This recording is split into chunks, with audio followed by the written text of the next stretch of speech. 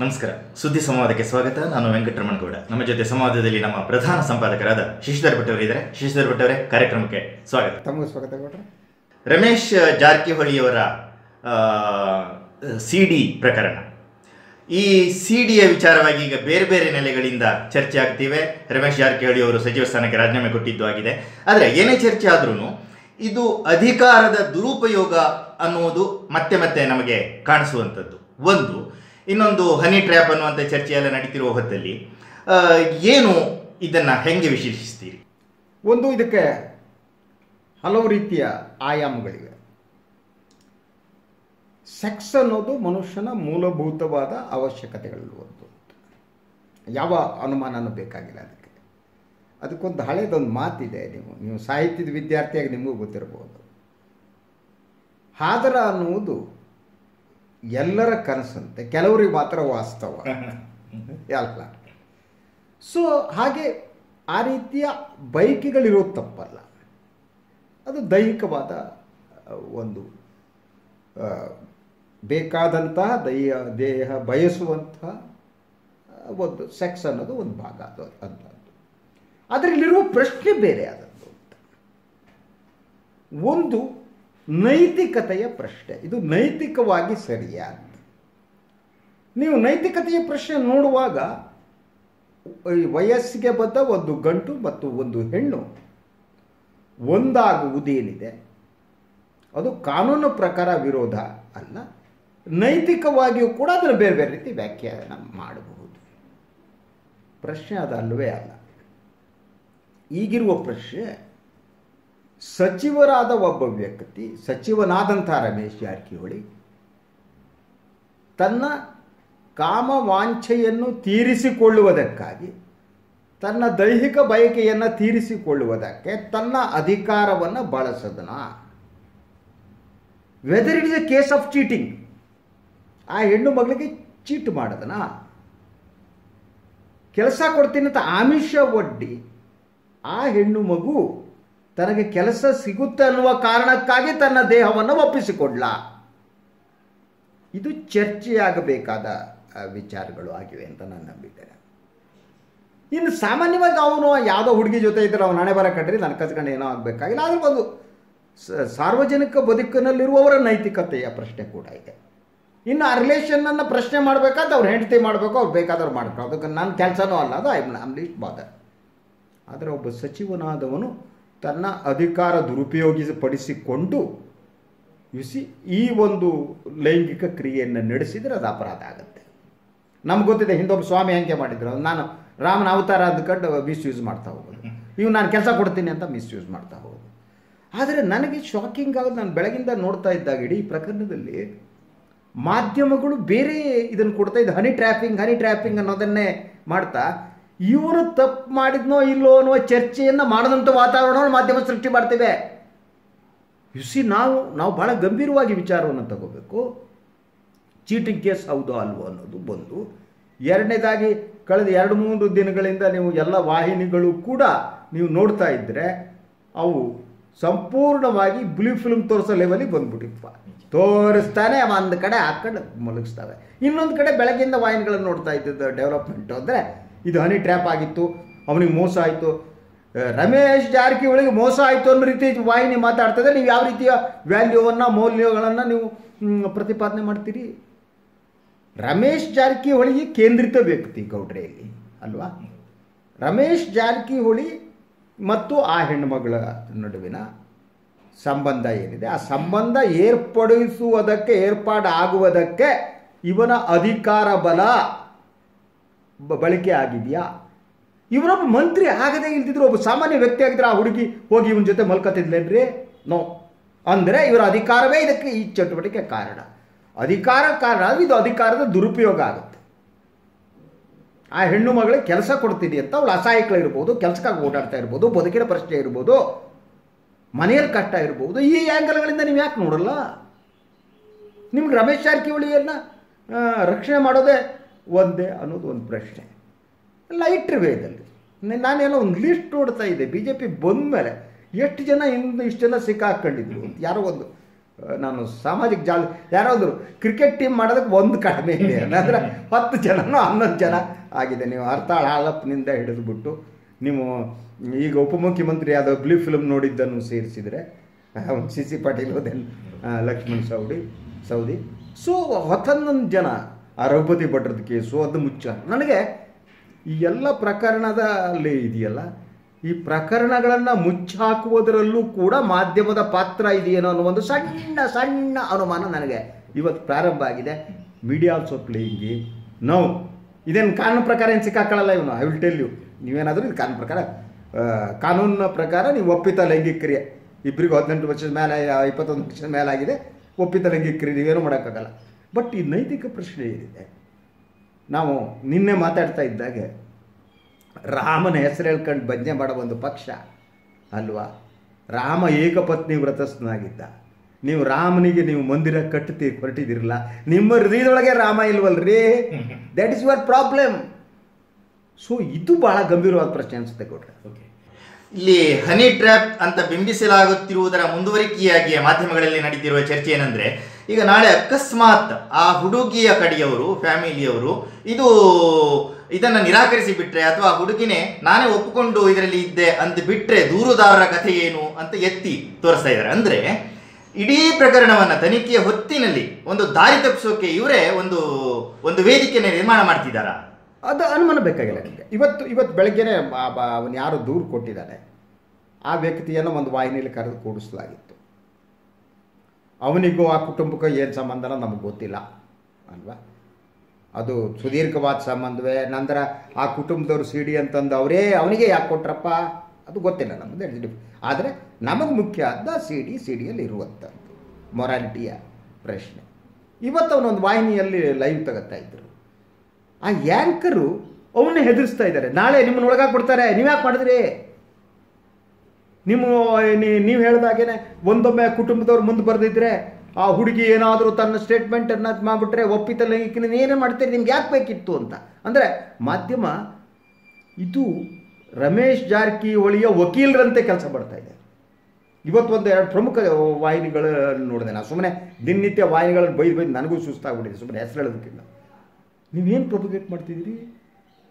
ಇದು honey trap ಅನ್ನುವ ಮೂಲಕ ಇಡೀ ಈ ಘಟನೆಯ ಹೊಣೆಗಾರಿಕೆಯನ್ನು ಆ ಹುಡುಗಿ ಮೇಲೆ ಹಾಕ್ತಿದ್ದೀರಿ. ಎರಡನೇದು, ಯಾವನು ದೂರು ಕೊಟ್ಟಿದ್ದಾನೋ ಅವನನ್ನು ನೀವು ಬೆದರಿಸ್ತಾ ಇದ್ದೀರಿ. ಆದರೆ ಒಂದು ತಪ್ಪಿದೆ, ಅವನು ದೂರು ಕೊಟ್ಟವನು. ನೀವು ದೂರು ಕೊಡೋಕ್ಕಿಂತ ಮೊದಲು ವಾಹಿನಿಗಳಿಗೆ ಯಾಕಪ್ಪ ಸಿ ಡಿ ಕೊಟ್ಟೆ? ನಿಮ್ಮ ಕೆಲಸ ನೀವು ಪೊಲೀಸರಿಗೆ ದೂರು ಕೊಡಬೇಕು, ಮುಚ್ಕೊಂಡು ಕೊಡಬೇಕಾಗಿತ್ತು. ಪೊಲೀಸರ ಆ್ಯಕ್ಷನ್ ತಗೊಳ್ಳದೇ ಇದ್ದರೆ ಇನ್ನೊಂದು ಮಾಡ್ತಾ ಇದ್ದರೆ ಆಗ ನೀನು ರಿಲೀಸ್ ಮಾಡಬೇಕಿತ್ತು.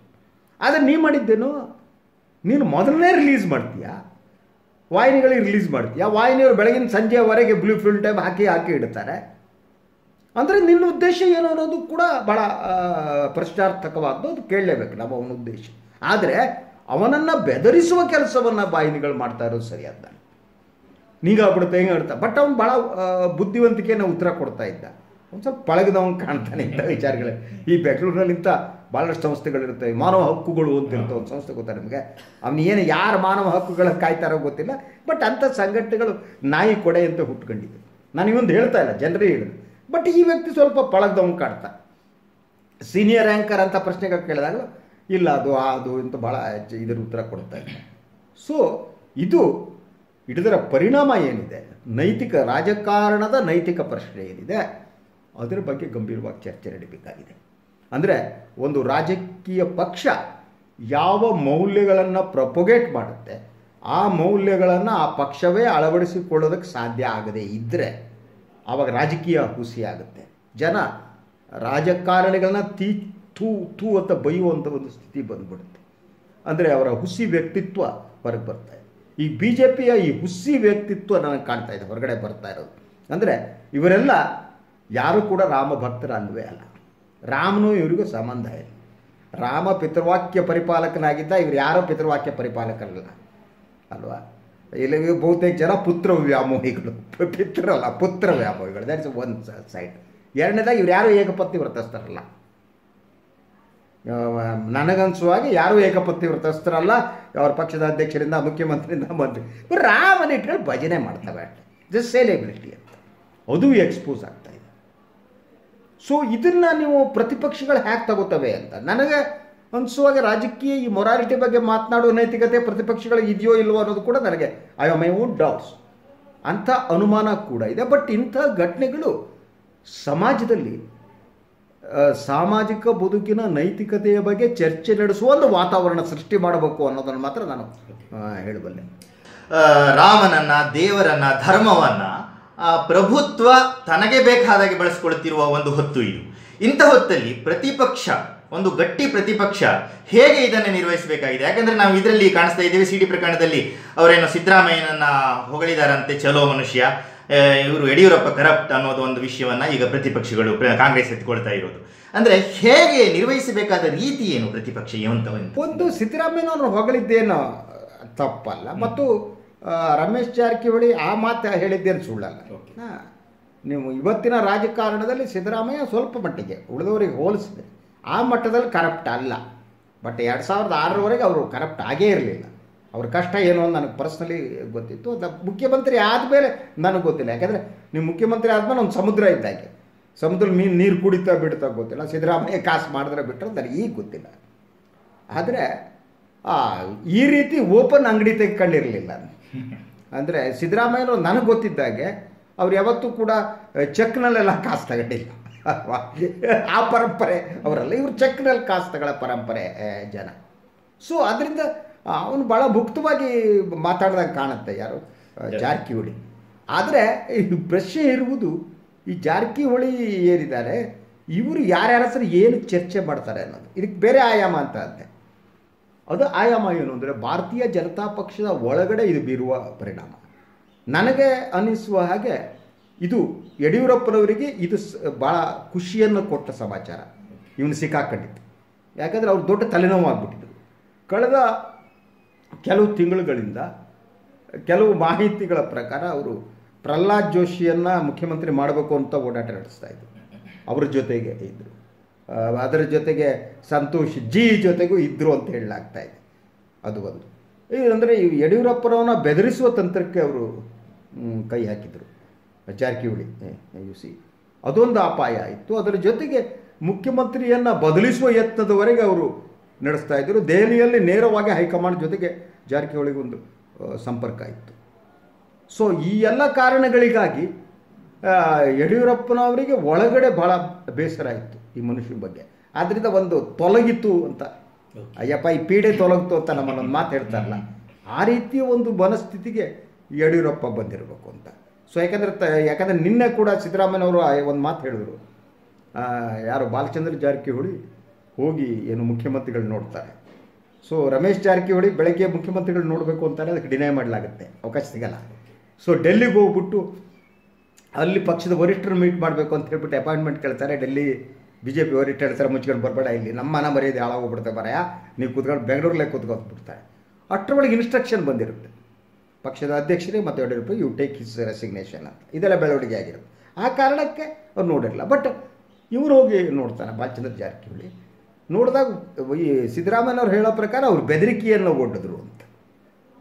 ಅದು ಸಿದ್ದರಾಮಯ್ಯ ಸುಳ್ಳು ಹೇಳ್ತಾರೆ ಅಂತ ನನಗನ್ಸಲ್ಲ. ಅವರು ನಿನ್ನೆ ಒಂದು ಸಭೆಯಲ್ಲಿ ಅವರು ಹೇಳಿದ್ದು ಯಾವ ಮಟ್ಟಿಗೆ ಬಂದಿದೆ ಸರ್ಕಾರದಲ್ಲಿ, ಬಾಲಚಂದ್ರ ಜಾರಕಿಹೊಳಿಗೆ ಬೆದರಿಕೆ ಒಡ್ಡಿದ್ರಂತೆ. ನೀವೇನಾದರೂ ನನ್ನ ಸಹೋದರನನ್ನು ಸಚಿವ ಸಂಪುಟದಿಂದ ಬಿಟ್ಟರೆ ನಿಮ್ಮ CD ಬಿಡುಗಡೆ ಮಾಡ್ತೀವಿ ಹುಷಾರಿ ಅಂತ ಹೇಳಿದ್ರು. ಅದು ಕ್ಯಾರ್ ಮಾಡಿಲ್ಲ ಅಂತ. ಸೊ ಇದರಲ್ಲಿ 2-3 ಅಂಶಗಳಿವೆ. ಒಂದು, ಇನ್ನು ಎಷ್ಟು ಜನರ CD ಇರಬಹುದು ಅಂತ, ಮತ್ತು ಇವ್ರ ಜೊತೆಗೆ ಎಲ್ಲ ಲೈಂಗಿಕ ಕ್ರಿಯೆಗಳನ್ನು CD ಮಾಡಿಸ್ಕೊಳ್ಳೋ ಒಂದು ಪರಂಪರೆಗೆ ಸೇರಿಬಿಟ್ಟಿದ್ದಾರೆ. ಅದೊಂದು ಚಟಾನ ಅಂತ. ಯಾಕಂದರೆ ಇವೊಂದು ಕೂಡ ರಮೇಶ್ ಕೆಲವು CD ಮಾಡೋದು ಅವರೇ ಒಪ್ಪಿದ್ರಂತೆ. ಆ ಹುಡುಗಿ ಯಾರೋ ಹೇಳಿದಾಗ CD ಮಾಡ್ತೀನಿ ಅಂತ, ಇದನ್ನು ಮಾಡ್ತೀನಿ, ರೆಕಾರ್ಡ್ ಮಾಡ್ತೀನಿ, ಮಾಡು ಇವನೇನೋ ಕಿಂಗ್ ಕಾಂಗ್, ಇವನು ಬಾಡಿ ಇದ್ದಾಗ ನೇಕೆಡ್ ಬಾಡಿ ಜಗತ್ತಿಗೆ ತೋರಿಸ್ಬೇಕು ಅನ್ನೋ ಟೈಪ್ ಹೇಳೋದ ಅಂತ ಹೇಳಲಾಗ್ತಾ ಇದೆ. ಅದರ ಜೊತೆಗೆ ಈ ಎಲ್ಲ ಎಷ್ಟು CD ಇರ್ಬೋದು, ಬಿಡುಗಡೆ ಮಾಡ್ತೀನಿ ಅಂತ ಹೇಳಿದ್ದು ಹೆದರಿಸ್ದ ಅಂತ. ಬಟ್ ಯಡಿಯೂರಪ್ಪನು ಏನೋ ಮಾಡೋ ಸ್ಥಿತಿ ಇರಲಿಲ್ಲ. ಪಕ್ಷದ ವರಿಷ್ಠರ ಸೂಚನೆ ಬಂದಿತ್ತು. ಒಳಗಡೆ ಯಡಿಯೂರಪ್ಪನವ್ರಿಗೆ ಸಂತೋಷ ಆಗಿತ್ತು. ಒಂದು ಪೀಡೆ ತೊಲಗುತ್ತಪ್ಪ, ಇದು ಸಾವಾಸ ನನ್ನ ಮಗನ ಅಲ್ಲ ಅಂತ. ಯಾಕಂದರೆ ಈಸಿಯಾಗಿ ಬಿಡೋ ರೀತಿ ಆಗಿರಲಿಲ್ಲ ಅವರಿಗೆ. ಇಡೀ ಉದ್ದೇಶ ಏನಿತ್ತು ಅಂದರೆ ಅವರು ಇನ್ನೊಂದು ಆ ಡೈಲಾಗ್ನಲ್ಲಿ ಹೇಳ್ತಾರೆ, ನನಗೆ ರಾಜ್ಯದ ಮುಖ್ಯಮಂತ್ರಿ ಆದರ್ತೂ ನನಗೆ ನಿದ್ರೆ ಬರಲ್ಲ ಅಂತ. ಆ ಡೈಲಾಗ್ನಲ್ಲಿ ಅಂದರೆ ಅವರು ಮುಖ್ಯಮಂತ್ರಿ ಆಗುವುದು ಅವ್ರ ಕನಸು. ಅದಕ್ಕೆ ಬದಲೇದಾಗಿ ಯಡಿಯೂರಪ್ಪನವ್ರನ್ನ ಪದಚ್ಯುತಗೊಳಿಸ್ಬೇಕು, ಅದಾದ ನಂತರ ಸ್ವಲ್ಪ ಕಾಲಕ್ಕೆ ಬೇಕಾದರೆ ಪ್ರಹ್ಲಾದ್ ಜೋಶಿ ಅವರು ಕೂಡಿಸ್ಬಿಟ್ಟು ನಂತರ ತಾಂಬರಬೇಕು, ಇಂಥ ಕ್ಯಾಲ್ಕುಲೇಷನ್ಗಳಿತ್ತು ಅಂತ ಅನಿಸುತ್ತೆ. ಅದು ಅವರ ಮಾತುಗಳಲ್ಲಿ ಗೊತ್ತಾಗುತ್ತೆ. ಆದ್ದರಿಂದ ಬಿ ಜೆ ಪಿಯ ಒಳಗಡೆ ಇದು ಹಲವು ರೀತಿಯ ಪರಿಣಾಮವನ್ನು ಬೀರಿದೆ.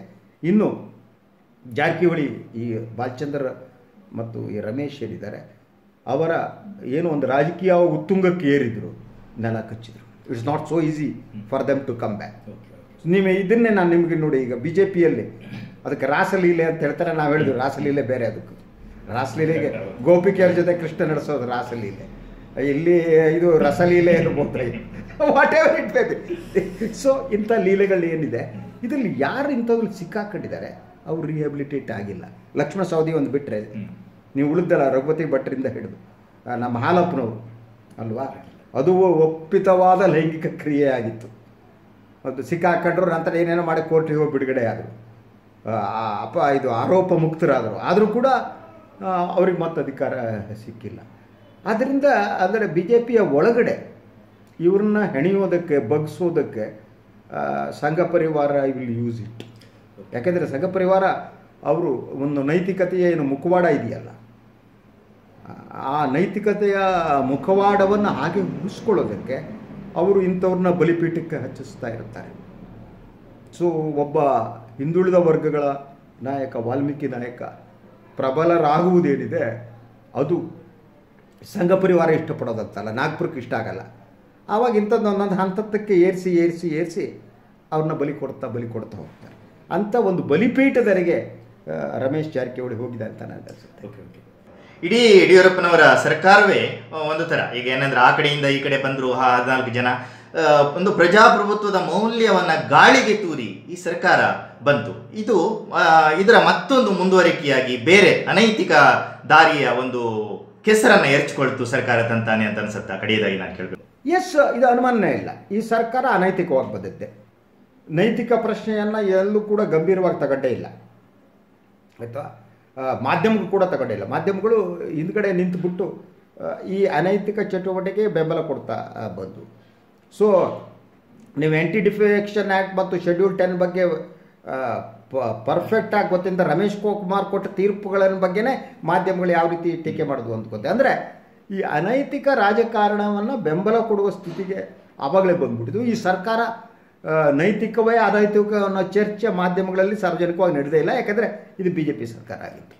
ಇದರ ಕಂಟಿನ್ಯೂಯನ್ಸ್ ಅಂತಂದರೆ ಈಗ ಏನು ರಮೇಶ್ ಜಾರಕಿಹೊಳಿಯವರು ಏನು ಸಿಕ್ಕಾಕೊಂಡಿದ್ದಾರೆ, ಇದು ಅನೈತಿಕವಾದದ್ದು ಅನ್ನುವುದರ ಬಗ್ಗೆ ಮಾಧ್ಯಮದಲ್ಲಿ ಚರ್ಚೆ ನಡೀತಾ ಇಲ್ಲ. ಸೊ ಅಂದರೆ ಕಂಟಿನ್ಯೂಯಸ್ ಆಗಿ ಬಿ ಜೆ ಪಿಯ ಅನೈತಿಕ ರಾಜಕಾರಣಕ್ಕೆ ಬೆಂಬಲ ಕೊಡಿಸುವ ಕೆಲಸವನ್ನು ಮಾಧ್ಯಮಗಳು ಮಾಡ್ತಾ ಇವೆ, ಅದು ಮುಂದುವರೆದಿದೆ.